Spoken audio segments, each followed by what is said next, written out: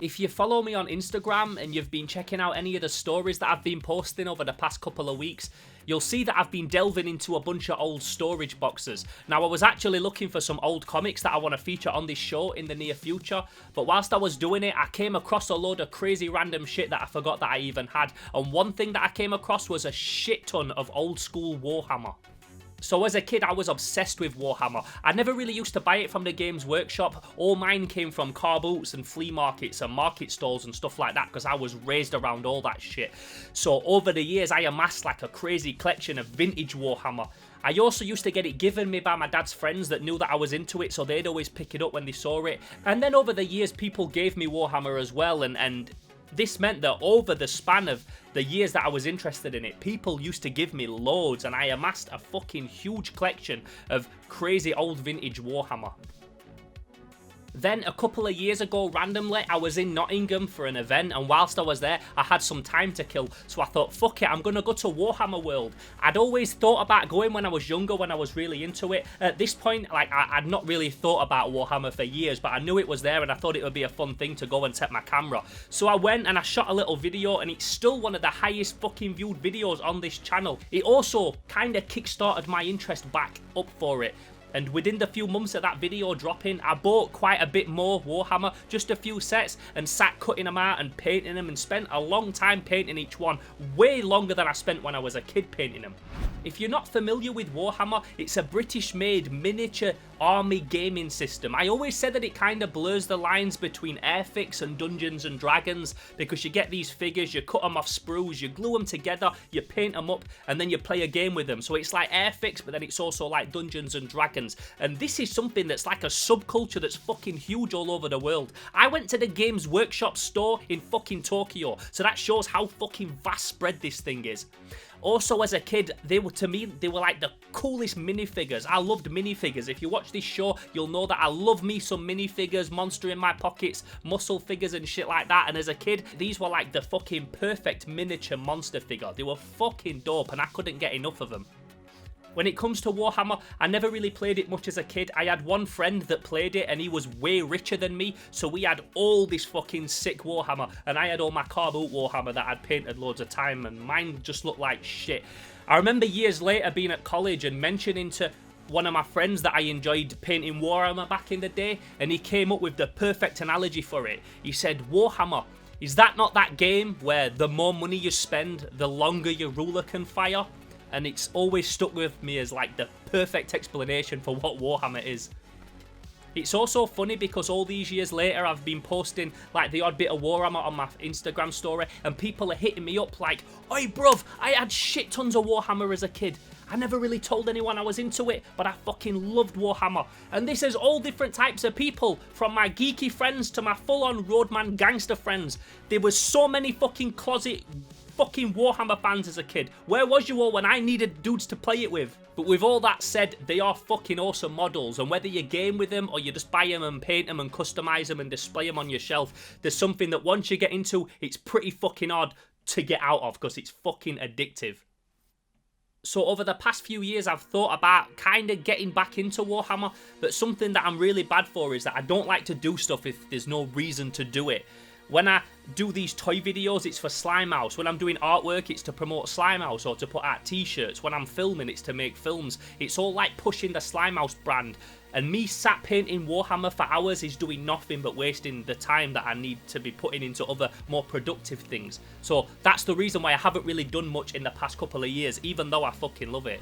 So anyway, skip forward. I'm looking through all these storage boxes over the past couple of weeks, and I find all this Warhammer, and so much of it I've painted as a kid, and I've painted over it with like 10 different layers of paint.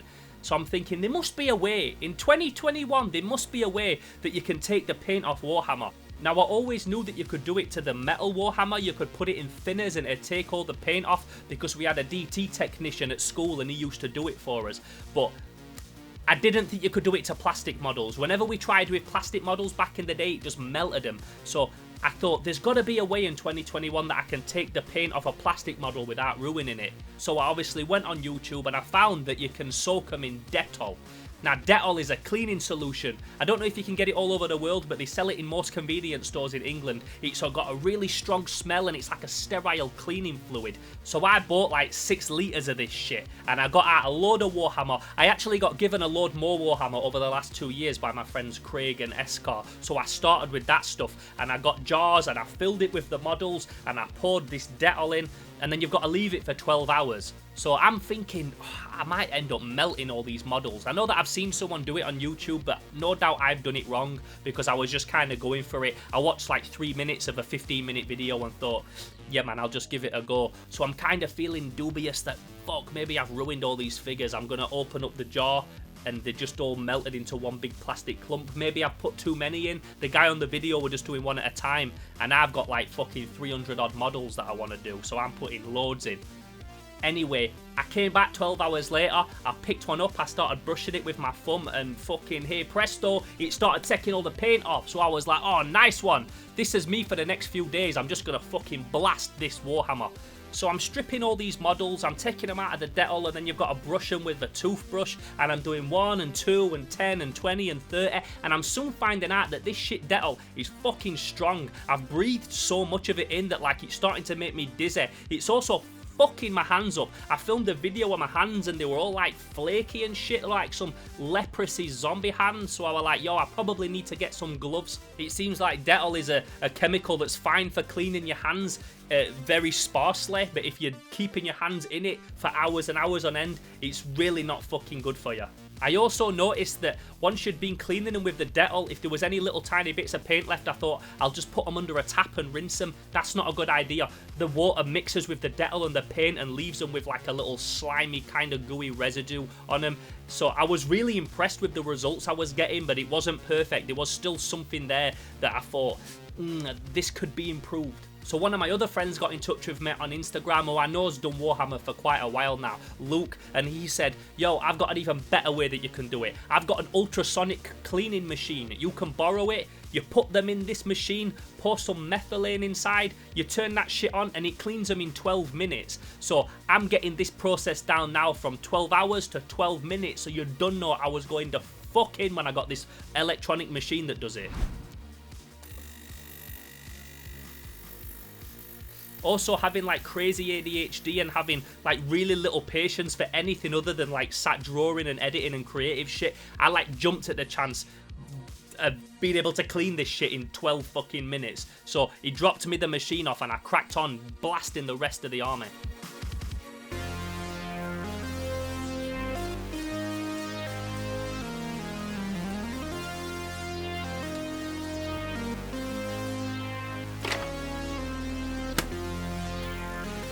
Now I know about these machines because I used to work at a tattoo shop years ago, and that's how we used to clean the jewellery to sterilise it before we put it in people's skin. I used to put my chain in there and get it coming out super fucking shiny. I didn't ever know that you could put Warhammer in. If I did, the dude that owned the tattoo shop, Yayan, would be so pissed off because I'd be fucking sneaking Warhammer in there every fucking minute. So I set to work blasting all the other models I've got. I've still got shit tons, but I reckon I've hit like 2/3 of the Warhammer that I've got. And by the end of 5 days of doing this, even though my hands were fucked and my lungs were fucked, I'd cleaned so many fucking models. I was like super impressed with myself. I couldn't believe how much I'd actually got through.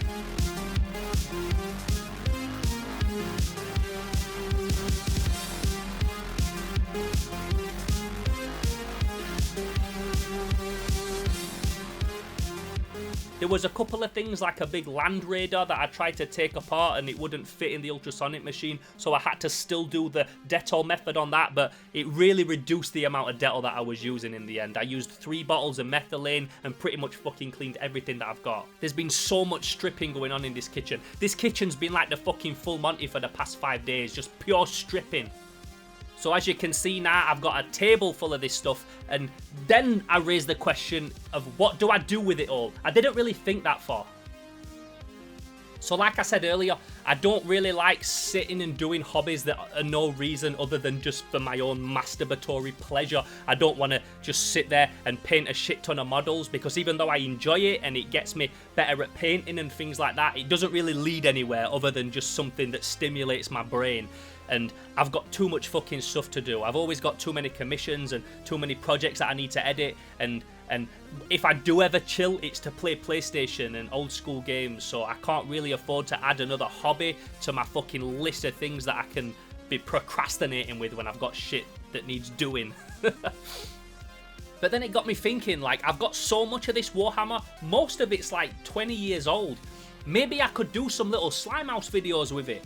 Maybe I can paint some or customize some, or do like a little weekly video where I get an old model and paint it up and do a bit of research about that character and the lore behind him and when he was first created and that kind of thing. So what I'm going to do is I'm going to try and do this, because I am so fucking busy and I've got so many other Slimehouse videos that I want to release under the All Figured Out brand. But I'm going to try and do like a little regular Warhammer update on all this old school Warhammer for you guys, so you can kind of see my progress with it. And then it not only gives me a chance to do some Warhammer, it also gives me a reason to do it, because I'm doing it for Slimehouse TV.